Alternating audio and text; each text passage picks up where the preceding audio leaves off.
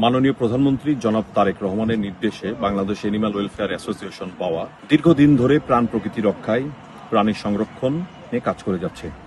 তার একটি অংশবিশেষ হিসাবে গতকাল ঢাকার বনানীতে আমাদের এক সোর্সের মাধ্যমে জানতে পারি যে বেশ কিছু বুনো হাঁসের চালান ঢাকাতে আসছে। তখনই আমরা বিষয়টা বন্যপ্রাণী ক্রাইম কন্ট্রোল ইউনিটের চৌকস ইন্সপেক্টর জনাব অসীম মল্লিককে জানাই।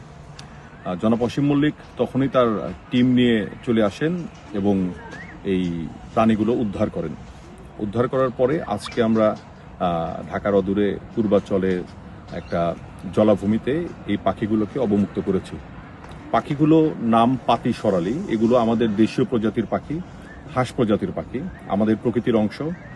এই পাখিগুলো যেই জলাশয়ে থাকে সেই জলাশয়ে পাখি সবসময় ওঠানামা করার কারণে পানিতে অক্সিজেনের পরিমাণ বৃদ্ধি পায় এবং পানিতে অক্সিজেনের পরিমাণ বৃদ্ধি পেলে মাছের যে নর্মাল যে সাইজগুলো আছে অক্সিজেন বৃদ্ধির কারণে খুব দ্রুত সেই জলাশয়ের মাছগুলো বড় হয়ে যায়।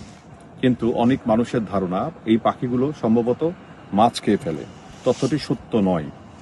এরা কচি ঘাস, পোকামাকড় এসব খেয়ে কিন্তু আমাদের মৎস্য সম্পদের ব্যাপক উপকার করে এবং এদের যে বিষটা আছে সেটাও কিন্তু মাছের জন্য উৎকৃষ্ট মানের খাবার। তাই সুস্থ মাছ, সবল মাছ এবং দ্রুত বর্ধনশীল মাছের জন্য এই পাখিগুলো প্রকৃতিতে বেঁচে থাকা খুবই প্রয়োজন।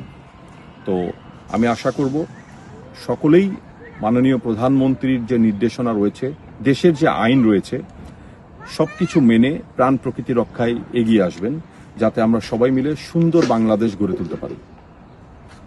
আমি আদনান আজাদ, আহ্বায়ক, বাংলাদেশ এনিম্যাল ওয়েলফেয়ার অ্যাসোসিয়েশন বাওয়া।